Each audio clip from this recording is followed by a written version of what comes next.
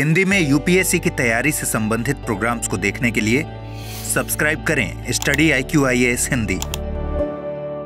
Quad summit का समापन हो गया है, लेकिन क्वाड समिट में किन बातों पर बातचीत की गई, कौन सी ऐसी बातें रहीं जो कि चीन को परेशान कर सकती हैं और आगे आने वाले समय के मद्देनज़र क्वाड के देशों द्वारा और इनके प्रतिनिधियों द्वारा क्या कुछ महत्वपूर्ण फैसले लिए गए हैं, आज की चर्चा में हम लोग विस्तार से समझेंगे। सामने यहाँ पर न्यूज़ आप देख रहे हैं, Quad summit with China as elephant in the room, Biden Modi meeting, 7 takeaways from the PM's US विजिट। हम सभी को पता है कि अमेरिका की यात्रा पर हैं भारत के प्रधानमंत्री महोदय, और इस दरमियान उन्होंने क्वाड शिखर सम्मेलन में भी हिस्सेदारी निभाई है। और इसी के परिप्रेक्ष्य में, इसी के कॉन्टेक्स्ट में आज की चर्चा में हम लोग इस सम्मेलन में जो महत्वपूर्ण बातों पर चर्चा की गई, जिस पर सहमति जाहिर की गई, इस पर हम लोग बातचीत करने वाले हैं। लेकिन आगे बढ़ने से पहले मैं आप सभी को ये भी बता दूं कि यदि आप सिविल सेवा परीक्षा की तैयारी कर रहे हैं, GS की कंप्लीट तैयारी बहुत ही शानदार तरीके से करना चाहते हैं और आप हिंदी, इंग्लिश या फिर इंग्लिश में से किसी भी माध्यम में IAS का प्रिपरेशन कर रहे हैं, तो आपका स्वागत है प्रतिज्ञा प्लस बैच के अंतर्गत। इसके जरिए आप इस कोर्स को बहुत ही शानदार तरीके से कंप्लीट कर सकते हैं। इसके लिए आपको दिलीप लाइव कोड का इस्तेमाल करना है, मात्र 22,499 रुपये में एट प्रेजेंट इस महत्वपूर्ण सक्सेस कार्निवल ऑफर का लाभ उठाते हुए इस कोर्स को आप ज्वाइन कर सकते हैं। ध्यान रखिएगा कि ये ऑफर अभी केवल 24 सितंबर तक ही लागू है, तो आप इस कोर्स को यदि ज्वाइन करना चाहते हैं तो एज सुन एज पॉसिबल इसमें एडमिशन लीजिए और अपनी GS की तैयारी को जल्द से जल्द ट्रैक पर ले आइए और अच्छी तरीके से तैयारी करते हुए अपनी सफलता भी सुनिश्चित कीजिए। आगे हम लोग बढ़ते हैं। सामने यहाँ पर जो आप तस्वीरें देख रहे हैं, इसमें ऑस्ट्रेलिया, भारत, जापान और संयुक्त राज्य अमेरिका, इन चारों देशों के जो महत्वपूर्ण राजनेता हैं, इन सभी की जो बातचीत हो रही है, यहाँ सामने आप देख सकते हैं। जो बाइडेन साहब, नरेंद्र मोदी साहब, एंटनी एल्बनीज साहब और फूमियो किशिदा साहब, जो कि जापान के प्रधानमंत्री हैं, या ऑस्ट्रेलिया के प्रधानमंत्री, भारतीय प्रधानमंत्री और अमेरिका के राष्ट्रपति महोदय आपस में डिस्कशन कर रहे हैं क्वाड की इस बैठक को लेकर के, और इससे संबंधित जो महत्वपूर्ण पक्ष उभरे हैं यहाँ पर हम लोग चर्चा कर रहे हैं। जो क्वाड समिट के मुख्य बिंदु हैं, इसमें किसी के विरुद्ध नहीं, ये बात कही गई है। और निश्चित तौर पर ये जो सुरक्षा संवाद है, चतुष्कोणीय सुरक्षा संवाद, हम सभी जानते हैं क्वाड के बारे में बहुत ही बेसिक सी बातें ये हैं कि क्वाड निश्चित तौर पर भारत, जापान, ऑस्ट्रेलिया और संयुक्त राज्य अमेरिका, इन चारों देशों को इंडिकेट करता है। और ये चारों देश चाहते हैं कि हिंद प्रशांत क्षेत्र में जो चतुष्कोणीय सुरक्षा संवाद है, इसे हम लगातार सकारात्मक तरीके से आगे बढ़ाते रहें। और इसी के मद्देनजर ये जो महत्वपूर्ण बिंदु हैं, इसमें जो पहली बात कही जा रही है वो अपने आप में बहुत अधिक मार्केबल है कि देखो भाई, हम किसी के विरुद्ध नहीं हैं। ऐसा क्यों कहा गया है? ऐसा इसलिए कहा गया है कि चीन कहीं ना कहीं ये आरोप लगाता रहा है, ये आरोप लगाता है कि ये जो क्वाड है ये हमारे अगेंस्ट में ये खड़ा किया गया है और इससे हमें दिक्कत होगी, इससे आप निरर्थक इस पार्टिकुलर क्षेत्र में हस्तक्षेप कर रहे हैं, जो कि हम कभी भी स्वीकार नहीं कर सकते। लेकिन यहाँ पर ये बातें की जा रही हैं, इस समिट में जो डिक्लेरेशन जारी किया गया उसमें भी ये बातें निहित की गई हैं कि देखिए साहब, हम किसी के विरुद्ध नहीं हैं और हम यहाँ पर बने रहेंगे। वी विल स्टे हियर, ऐसी बातें कही गई हैं भाई, है ना। वी विल स्टे हियर, हम ऐसा नहीं है कि हम इसको छोड़ करके चले जाएंगे और ये जो क्वाड है इसको अब समाप्त कर दिया जाएगा ना, हम यहाँ पर बने रहेंगे। और हम ये भी आश्वस्त करते हैं कि हम किसी के विरुद्ध नहीं हैं। समझिए क्या संकेत किया जा रहा है। इसके अलावा जो बड़ी बात यहाँ पर ये कही गई है, इसमें यह कहा गया है कि नियम आधारित जो अंतर्राष्ट्रीय व्यवस्था है उसको फॉलो करना चाहिए सभी देशों को, जो भी इस हिंद प्रशांत रीजन में हैं, इन सभी को इस इंटरनेशनल ऑर्डर को फॉलो करना चाहिए। संप्रभुता सभी की मानी जानी चाहिए, सभी की जो क्षेत्रीय अखंडता है इसका सम्मान किया जाना चाहिए और इस क्षेत्र में शांति और सुरक्षा को भी तरजीह दी जानी चाहिए। साथ ही इसके अंतर्गत संप्रभुता के अलावा जो एक बड़ी बात कही गई है वो है FOIP, यानी कि free and open Indo Pacific, यानी हिंद प्रशांत क्षेत्र का खुला और मुक्त तरीके से इस्तेमाल हो, किसी की बपौती नहीं है हिंद प्रशांत क्षेत्र, और किसी को इस तरीके से ये अधिकार नहीं है कहने का कि हमारे अलावा और कोई भी इसका इस्तेमाल नहीं कर सकता है।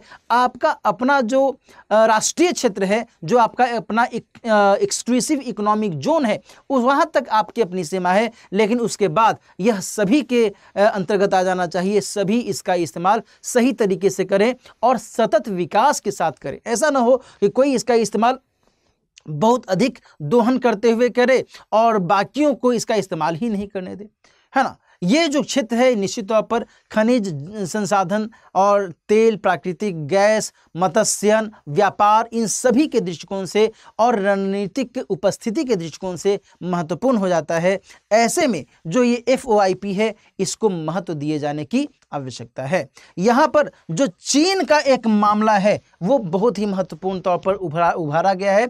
और इसमें जानते हो सबसे बड़ी बात क्या है, चीन को लेकर के जो बातें थी उसमें तो पहले अप्रत्यक्ष तौर पर बातचीत की गई कि देखिए हम चीन को लेकर के ऐसा नहीं है कि हम चीन के अगेंस्ट में इसको खड़ा किए हैं या फिर हमारी चीन से कोई दुश्मनी नहीं है, इस तरीके से बातचीत की गई।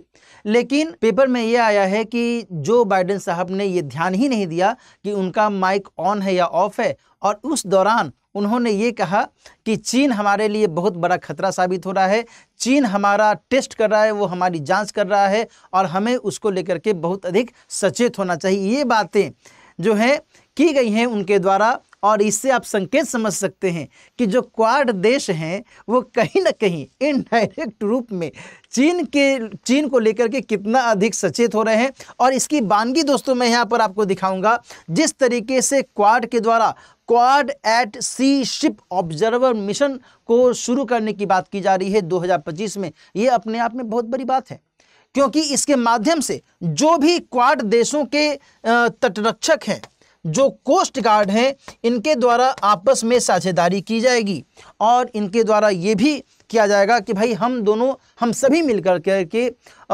सैन्य स्तर पर, तटरक्षक सैन्य बल के स्तर पर एक दूसरे के साथ इस तरीके से साझेदारी करें ताकि किसी की हानि न हो, किसी का किसी भी स्तर पर कोई नुकसान न होने पावे। अब आप समझिए कितनी बड़ी बात है। इसके अलावा जो मैत्री है, मैत्री को शुरू करने की बात की गई है।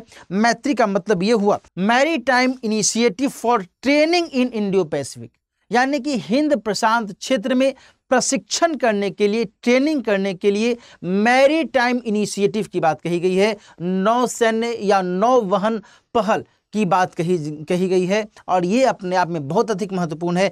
इसके माध्यम से जो बातें की जा रही हैं, इसमें यह कहा जा रहा है कि हम अपने जल क्षेत्र की सुरक्षा करें, जल क्षेत्र की सुरक्षा, अवैध गतिविधियों की रोकथाम, गतिविधियों की रोकथाम, है ना। ये सारी बातें हम लोग यहाँ पर करेंगे और निश्चित तौर पर ये जो मैत्री है इसके माध्यम से हमें सफलता मिल सकती है। मैत्री मैं फिर से यहाँ पर बता देता हूँ, यहाँ पर मैं लिख ही देता हूँ ताकि आपको ध्यान में रहे। मैरीटाइम इनिशिएटिव, क्योंकि ये सब टर्म ना कई बार एग्जामिनेशन में सीधे सीधे पूछ लिया जाता है। इनिशिएटिव फॉर ट्रेनिंग, TR से training in Indo Pacific. IP मैंने लिख दिया है, IP का शॉर्ट फॉर्म मैंने यहाँ पर ये कर दिया है, इंडो पैसिफिक, हिंद प्रशांत क्षेत्र में। ये ध्यान रखिएगा, ये है मैत्री। इसके अलावा जो अन्य महत्वपूर्ण बातें की गई हैं उसमें एक बहुत बड़ी बात है कि क्वाड कैंसर मून शॉट की शुरुआत की जा रही है। इसके माध्यम से हिंद प्रशांत क्षेत्र में जो भी देश हैं जो कि कैंसर से पीड़ित हैं या फिर कैंसर की जो स्थितियां हैं वहां पर बहुत व्यापक पैमाने पर देखी जा रही हैं, इन देशों को विभिन्न स्तरों पर सहायता देना और टीकों के माध्यम से, उपकरणों के माध्यम से सहयोग करने पर बल दिया जा रहा है। भारत के द्वारा इस महत्वपूर्ण पहल के रिगार्डिंग $7.5 मिलियन की राशि देने की भी बात कही गई है। भारत के द्वारा ये भी कहा गया है कि हम कुछ डिटेक्शन किट देंगे, साथ ही जो ह्यूमन पपीलोमा वायरस है इसको डिटेक्ट करने से संबंधित जो भी गतिविधियां अपनाई जानी चाहिए हम उसमें सहायता करेंगे। हम आर्टिफिशियल इंटेलिजेंस आधारित जो ट्रीटमेंट है या फिर रेडियोथेरेपी आधारित जो ट्रीटमेंट है इसके मद्देनज़र भी हम कैंसर को और अधिक मिटिगेट करने में अपना हर संभव योगदान देंगे। तो ये जो महत्वपूर्ण पहल है इस महत्वपूर्ण समिट के अंतर्गत की गई है। साथ ही Quad Indo Pacific logistic network pilot project की भी शुरुआत की गई है, जिसके माध्यम से दोस्तों जो हिंद प्रशांत क्षेत्र में लॉजिस्टिक को लेकर के जो कभी दिक्कतें आती हैं उसको दूर किया जा सके और आपस में इसके अंतर्गत समन्वय बैठाते हुए लॉजिस्टिक से संबंधित समस्याओं को समाप्त किया जाए, ये महत्वपूर्ण टारगेट के तौर पर देखा गया है। कहने का मतलब ये हुआ कि क्वाड समिट ने कई अलग अलग डायमेंशंस को लेकर के बातचीत की है, जहां एक तरफ चीन को चुनौती के तौर पर अभी भी देखा जा रहा है। मैं ये नहीं कहूंगा कि डायरेक्ट तौर पर चुनौती की बात कही गई है, लेकिन अप्रत्यक्ष तौर पर तो चुनौती के रूप में ही इसे देखा जा रहा है। हालांकि जो चीन का एक एंगल है वो तो अलग है ही, उसके बारे में हम लोगों ने सब कुछ देख ही लिया है, समझ ही लिया है। इसके अलावा जो मैत्री, क्वाड कैंसर मूनशॉट या फिर क्वाड सी शिप ऑब्जर्वर 2025 जैसे जो महत्वपूर्ण पहलें हैं इसको आपको ध्यान में रखने की आवश्यकता है। इसको लेकर के आगे आने वाले समय में भी सवाल पूछा जा सकता है और क्वाड समिट 2024 को लेकर के भी आपसे सवाल पूछा जा सकता है टोटलिटी में कि इसमें क्या कुछ बातें की गई हैं। मैंने इन सभी महत्वपूर्ण बिंदुओं को एक एक करके बता दिया है। इसके माध्यम से आप समझ पाएंगे कि किस तरीके से हिंद प्रशांत क्षेत्र में जो क्वाड है वो अपनी भूमिका निभा रहा है और इसके माध्यम से दोस्तों ध्यान रखिएगा कि आगे आने वाले समय में रणनीतिक स्तर पर और अधिक हलचलें देखने को मिल सकती हैं। आगे जैसा होगा फिर हम लोग उस पर बातचीत करेंगे। बहरहाल आज के लिए हम लोग यहीं तक सीमित रखते हैं। इसके अलावा फिर से मैं आपको बता दूं कि यदि आप सिविल सेवा परीक्षा की तैयारी कर रहे हैं और आप चाहते हैं कि बेहतर तरीके से आप अपनी जीएस की तैयारी करें तो आप दिलीप लाइव कोड का इस्तेमाल करते हुए इस महत्वपूर्ण प्रतिज्ञा प्लस बैच का हिस्सा बन सकते हैं।